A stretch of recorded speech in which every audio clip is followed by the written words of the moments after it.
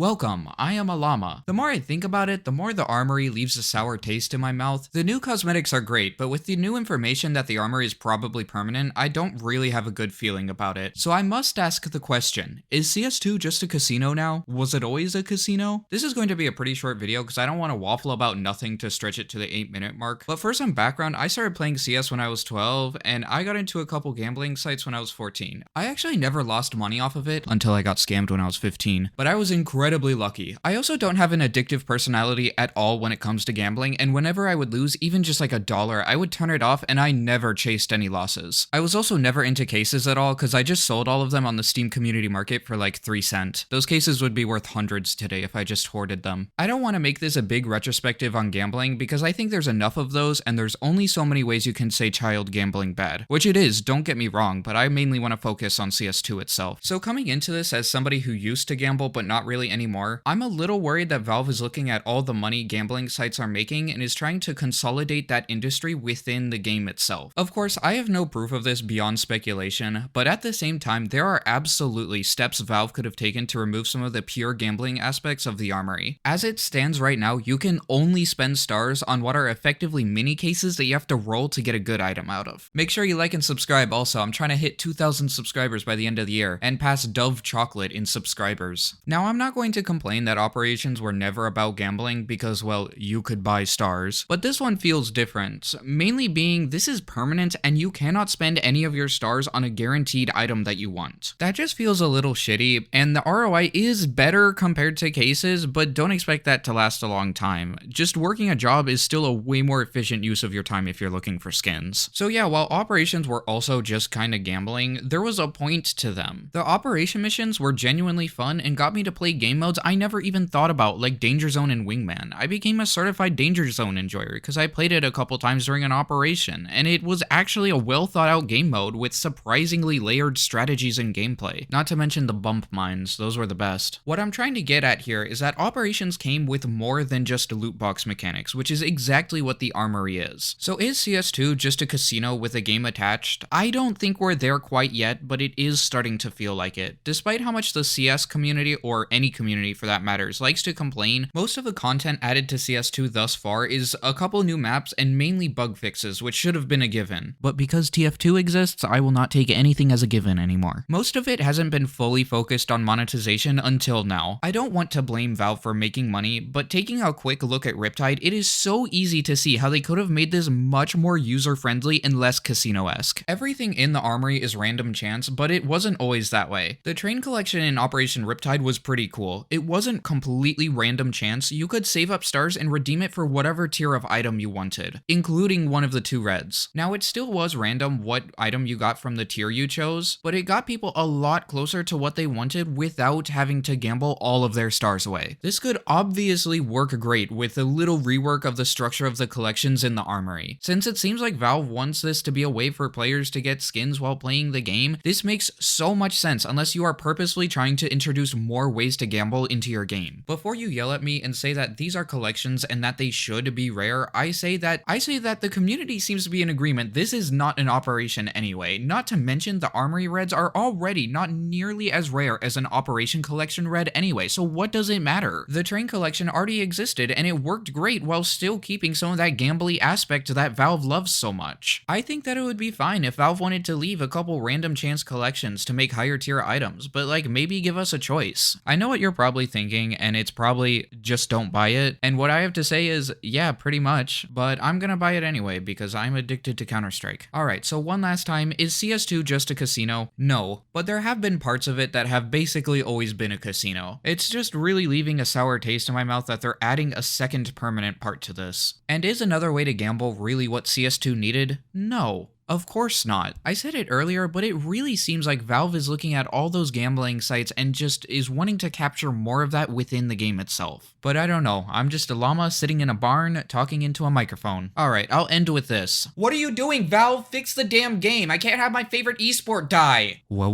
looks like you made it to the case opening. I just gotta go back to making silly videos about cool or unique skins for real. Third video about the armory, and all have been increasingly negative, which I think is funny. I do still ultimately think that the armory is good for the health of the game, but we need something that is not monetization related, please Valve. Anyways, we are up to $57.50 wasted on cases, which is a lot of money. I really hope I get something good soon. Anyways, that's enough to buy an Op Krakow.